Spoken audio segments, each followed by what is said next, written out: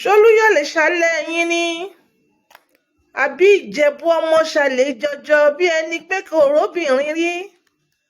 àbí lọrin ni yín ìlú àfáà ẹ mọ́ lọ dànù lórí ìmọ̀ mi tẹ́ bá ti délé.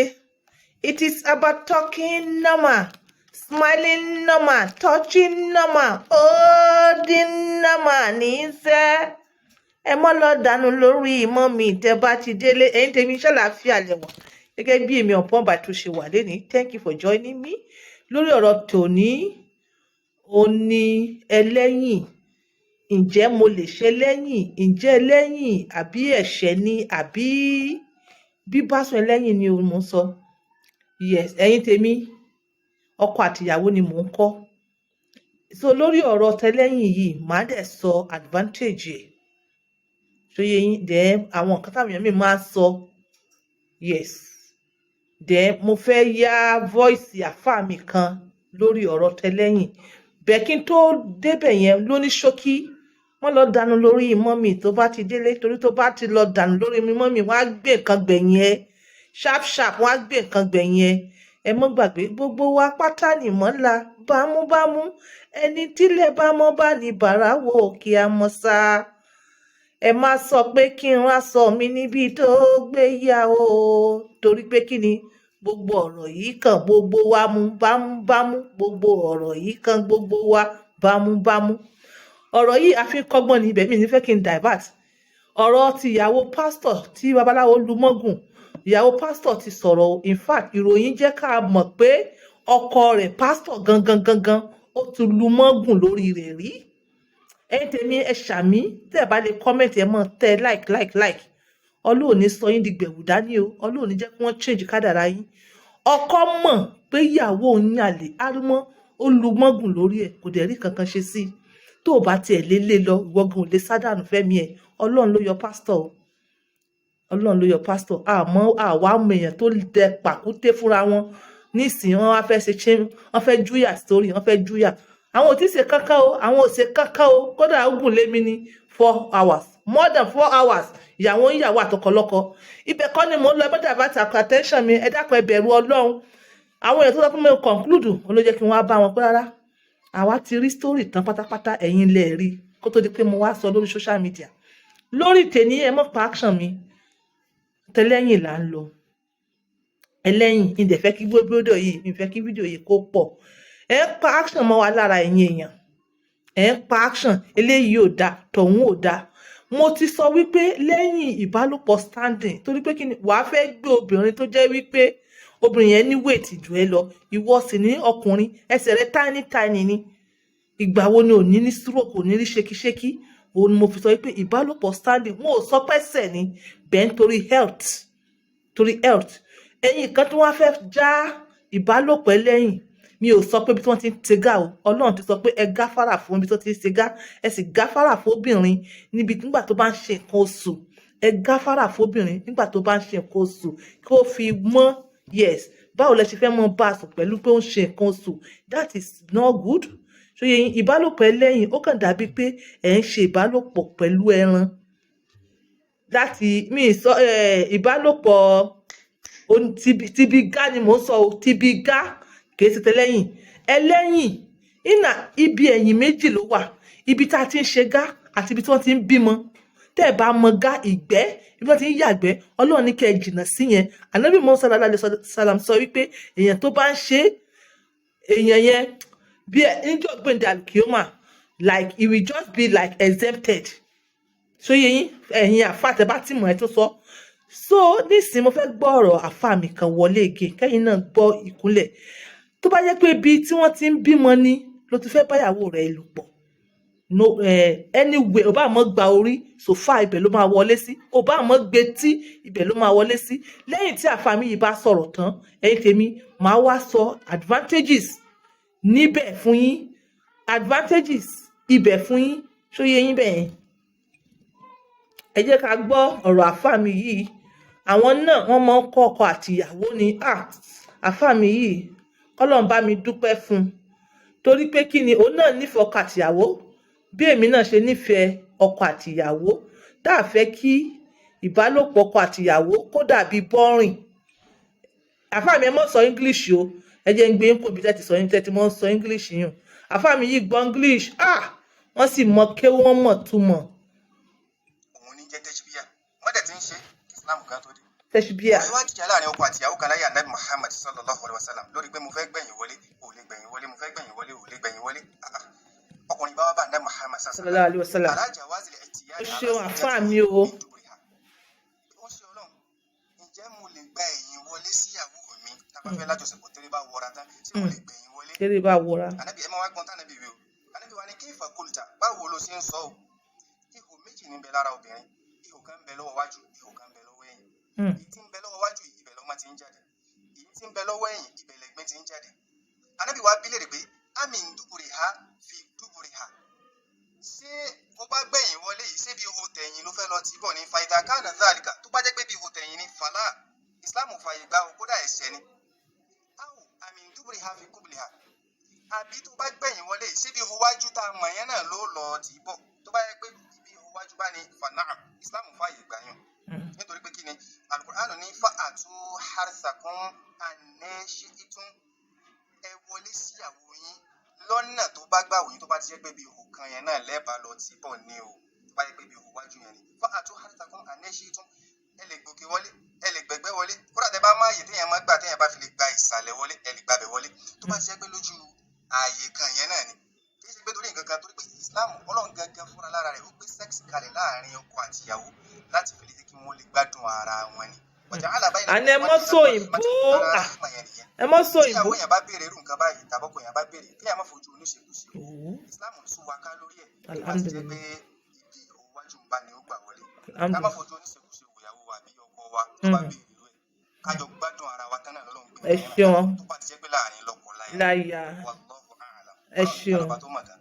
ẹnìkan náà béèrè nípa tẹ́jẹ́. alhamdulilayi ó tún dijọ́ mi ẹ ṣé gan ni àfà ọlọ́ba mi dúpẹ́ fún yín o àní ṣe lásán o yes súnà ni ṣe gbọ́ nǹkan tí wọ́n sọ yes àdínì nǹkan ti yànnà náà rẹ̀ fún wa tán ẹ̀yin kan nítorí ojú títì ẹ̀sìn yìí gan ẹ̀ ṣe dáadáa torí ojú títì ọ̀rọ̀ ọkọ àtìyàwó ni ọ̀rọ̀ ọkọ àtìyàwó bí ẹ̀sìn náà ni ẹni dá ti ṣe dáadáa ẹni dá ti nífẹ̀ẹ́ ara yín téèyàn kan kò ní rí àárín yín irú ọkọ àtìyàwó wo lélẹ̀ tó jẹ́ pé ẹ má jẹ́ kí n tún lọ bẹ̀yẹn wọ́n á tún jẹ́ kí n divert action tí mo nílé ni so ọkọ àtìyàwó kò síbi tẹ́ ẹ lè gbà wọlé in as much as tó bá jẹ́ pé ojú òbò gangan ibi tí wọ́n ti ń bímọ lẹ̀ ń lọ ẹ bá mọ́ torí yín kodò ẹ bá mọ́ ṣe scissors ẹ bá mọ́ ṣe missionary ẹ bá mọ́ ṣe whatever ẹ ṣáà ti mọ̀ pé ibi tẹ́ fẹ́ gbà wọlé yẹn ojú òbò gangan lẹ máa gbà wọlé yes so kí wá advantage wà ń bẹ arákùnrin kan bí mí léèrè ó ní ájíà níjọ́ wo ẹ̀yin sọ pé nǹkan ọmọkùnrin tó bá cough lókè olómọ wọ jítàwí pé òun ní nǹkan ọmọkùnrin tó gùn pé ṣé òun báwo ló ṣe fẹ́ débẹ̀ bí o ṣe lè débẹ̀ náà ní ìbálòpọ̀ ẹlẹ́yìn mi ò sọ pé ibi gá o ibi ìbálòpọ̀ ẹlẹ́yìn ó ní bí wọn ló ṣe adjust ara rẹ tó wàá gbé ìdí rẹ sókè ìbálòpọ̀ ẹlẹ́yìn in fact ó máa fún yín ní bíbásù kan tẹ́ expect ìbálòpọ̀ lẹ́yìn òun ló máa ń jẹ gbogbo díndọ̀ tán nǹkan ọmọkùnrin rò débẹ̀ ìwọ ṣẹtẹ lẹ́yìn ó débi tó ń lọ ara advantage tó wà níbi ìbálòpọ̀ lẹ́yìn ìwọ tí nǹkan ọmọkùnrin ẹ bá gùn ó ní orí ọ̀fẹ́ o láti dé G-spot obìnrin òun ló fi dàbí pé obìnrin máa ń gbádùn ẹ̀ ìgbà míì and báwo lobìnrin ṣe fẹ́ gbádùn ẹ̀ tó bá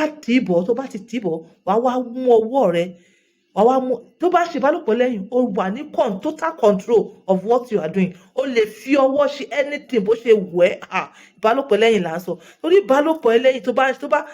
tóbìnrin yẹn bá gàdí sẹ́yìn báyìí tó gàdí fún ẹ látẹ̀yìn báyìí tí wọ́n ti nǹkan bọ̀ kó wá mú ọwọ́ rẹ méjèèjì kó mọ fi ṣe ródóródó wájú irú obìnrin yẹn ò lè gbàgbé ẹ mọ̀ sí ìbálòpọ̀ bọ́rìn tó bá gàdí ẹ̀ sí fún ẹ látẹ̀yìn báyìí wọ́n wàá mú ọwọ́ rẹ síbi ọwọ́ rẹ méjèèjì ẹ̀ wàá fi síbi ọyàn rẹ̀ wàá mọ̀ sí ródóródó wàá mọ̀ gbá sí ó tún nídìí wàhálà púpọ̀ gan ó nídìí overweight gangan wàá mọ̀ fọwọ́ rẹ rá dúdúdúdúdúdúdú wàá dẹ̀ mọ̀ ṣe bẹ́ẹ̀ bákan náà dẹ̀ tún ni ó wà ní total control ó ní imagine control tí ọkùnrin wà tó bá fọwọ́ wá nǹkan ọmọkùnrin yẹn wà níbi ojú gangan tá à ń wí yìí ọwọ́ rẹ̀ kan tún wá wà níbi orí ródóródó ọyàn dẹ ọwọ́ rẹ̀ kan ó tún wá bá kíní ìdọ́sẹ̀rẹ̀ lẹ́yìn wow báwo ni irú obìnrin yẹn ó ti fẹ́ gbàgbé ẹ̀ irú obìnrin yẹn ò ní gbẹ tó bá fẹ́ gbẹ ó tún lọ wà ní. Then one of the ẹ má jẹ́ kí n sọ dúdú yẹn tán ẹ jẹ́ kí n tó sọ advantage mi.